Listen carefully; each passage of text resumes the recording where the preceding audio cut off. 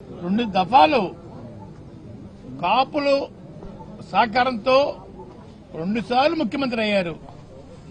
2 సార్లు కూడా కాపుల్ని టార్గెట్ చేసి అవమానం పాలు చేస్తా ఉన్నారు.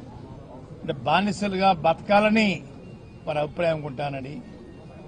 ముందుసారి అయితే రాంబాబు గారి లాగా నన్ను, నా భార్యని, నా కోడలని, కొడుకుని కూడా నీచాతి నీచంగా కొట్టించడం, తిట్టించడం,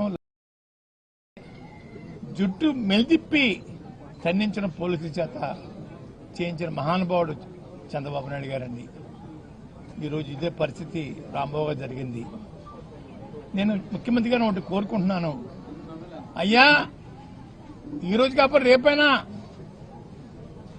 మాకు జరిగిన అవమానం లాంటిది మీ మేడం గారికి, మీకు, మీ కోడల గారికి, మీ అబ్బాయి గారికి జరిగితే మీ ఫీలింగ్స్ ఎలా ఉంటాయో చెప్పాలని నేను కోరుకుంటా ఉన్నానండి. మేము బానిసలం కాదండి అయ్యా, పాకిస్తాన్ నుంచో ఆఫ్ఘనిస్తాన్ నుంచో వలస రాలేదండి అయ్యా, ఇక్కడే పుట్టాం, ఇక్కడే పెరిగామండి. కానీ నీచాతి నీచంగా మమ్మల్ని చూడటం, బాధించడం బాధగా ఉందని ముఖ్యమంత్రి గారు. రెండోది,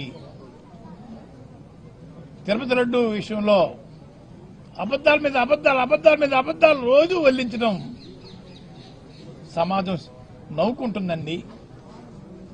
భక్తుల యొక్క మనోభావాలు దెబ్బతింటున్నాయండి. గుళ్ళకి వెళ్ళకూడదు, గుళ్ళో పెట్టే ప్రసాదాలు తినకూడదని అభిప్రాయం మీ మాట బట్టి వారికి కలుగుతుందండి. ఎప్పటికైనా మించిపోయింది లేదు. ఆపేయండి మీ అబద్దాలని, ఇంకా ఆపేసేసి గౌరవంగా క్షమాపణ చెప్తే బాగుంటుందని అనిపిస్తా ఉందండి.